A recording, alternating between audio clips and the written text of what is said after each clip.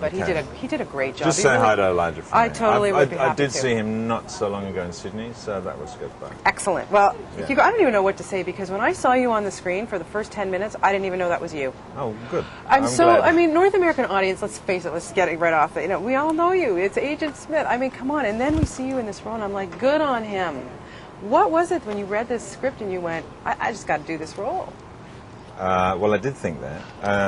I guess it was just, I don't know, beautifully observed characterizations, not just Lionel, but all of them, and set in a very specific community in Sydney, and I thought it was a very beautiful script. Did really. you find it a little bit of a challenge? I mean, this guy had a lot of complex. Oh, we have feathers all over. You're excellent. Absolutely. Once Rowan said to me, "Yes, you know, you're on board," I then realised how much work I had to do. But luckily, I had a little bit of time. So yes, it was very challenging. What was the hardest part for you? Because this is a very complex character. There's a lot going on here. I suppose making the journey to him, because he's experientially very removed from me.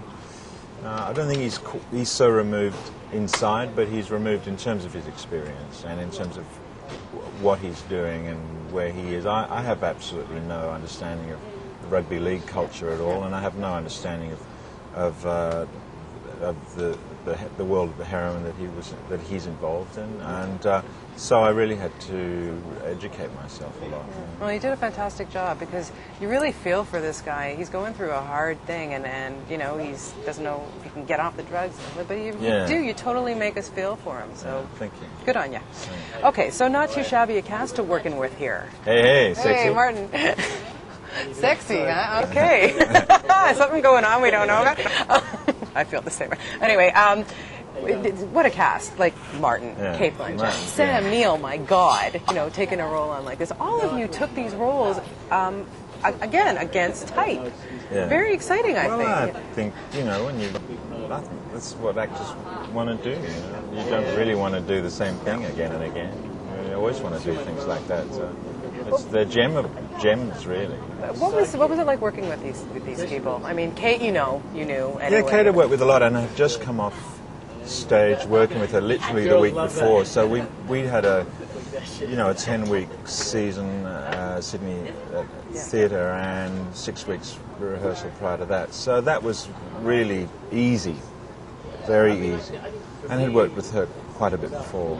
Sam was a joy to return to working with because one of the first films I'd ever done was with him, and we've known each other socially between those two films. Wonderful to work with Martin, and I didn't know him at all, and didn't have much with Dustin. And Noni's I've been a great fan of Noni's for many years, so it was a privilege to work with her. It must have been fun when we go back to Sam Neill because, you know, we don't often see him as a sleaze bucket the way he is in this movie. Anyway, well, he's very funny, Sam. He's got a great sense of humour. He's utterly charming and a little bit shy, you know, but he's just the most delightful man. And, he's got a good sense of humour, Sam. What's it like working on a film like this where you're working with essentially, you know, some good friends? It's obviously very comfortable. You obviously trust the director. I mean, Rowan is a fantastic guy. And then you've come off two of the biggest trilogies in history. Like, you will never live down The Lord of the Rings or The Matrix, I mean, which is nothing you wouldn't want to live down.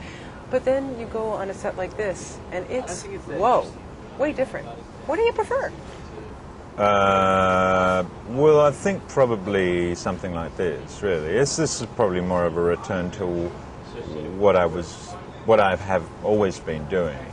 So I guess to me, really, something like Lord of the Rings, The Matrix is a little bit of an anomaly in a way. Great adventures, both of them, in their own ways. But no, I prefer working on smaller pieces, really. Do you find that you can be more detailed in your characterizations, or like not necessarily, but yes. I mean, I guess the requirements of playing Agent Smith were very different than the requirements of playing Lionel. Lionel absolutely needed the detail. I needed to understand someone in great detail, whereas Agent Smith was a leap of imagination, and he was written with a great deal of humour. And I figured if I was enjoying myself, fulfilling the role of the villain, and had an understanding of that world and his role within that world, that was kind of all I needed to do. Yeah. But Lionel, there was a lot more that I needed to understand. Yeah, he was great. Like I said, you did a really good performance in that. When you with Agent Smith, I always wanted to ask you this. When you got split up into millions of Agent Smiths, did they give you millions of paychecks too? No, they didn't. Damn. So it was only one Agent Smith, one paycheck. Yeah, okay, that's right. Yes, we all had to share it. What was it like coming off that? Because when you work on as with Lord of the Rings, I mean, you spent a huge part of your life in New Zealand shooting that film. Then I was sort of backwards and forwards to New Zealand, so I wasn't there as long as some of the others, such as Viggo or Elijah or Ian McKellen, who were there all the time. I was in Sydney, so it was 3 hours over the water, and I was there, and so I would be there for a couple of weeks and back, and filming The Matrix much the same time. So it was good to it was good to finish both of them, particularly The Matrix, because I think that was people became very tired on that production. It became tiring. Yeah. But personally, I wasn't involved all the time. I could have shot my stuff in 3-4 months. Right. I felt. So it sort of dragged on, and I'm not really able to do much else. But at least I was in Sydney with my family. I was going to say, you've chosen to make your life in Sydney with your kids and your wife and everything. Is that important to you, not to live in Hollywood and keep away from that? Yeah, of course. Yeah, it's more important to me than anything else. I'll give this up tomorrow, but I wouldn't give my family up. I mean, obviously, who would? Obviously, I hear you. I have 2 boys too, and it's hard. Especially during this week. But you try and balance it out. Yeah. That's what I've always tried to do, and I think I'm very lucky. Oh, I think you're great. So are you going to return to the theater, or what's up next for you? Actually, Kate and I are going to be doing revisiting Hedda Gabler, which we in New York. We're taking it there. When? So that's in early next year. Wow, Yeah. on Broadway. At BAM in Brooklyn. It's the Brooklyn Academy of Music and Art. Okay. Oh, fantastic. And they invite theatre companies from around the world to come and just do very short seasons there of plays that they have seen.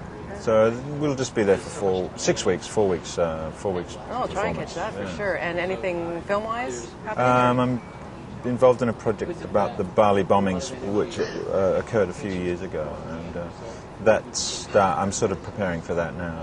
That'll be filming in October, November. Oh, good stuff. Well, we look forward to that. It's always a pleasure seeing you on screen. You're fantastic. Thank you very much. I'm a big fan, and congratulations. Cheers. This is a great performance. Thank you. Thank you. We have a favor to ask you.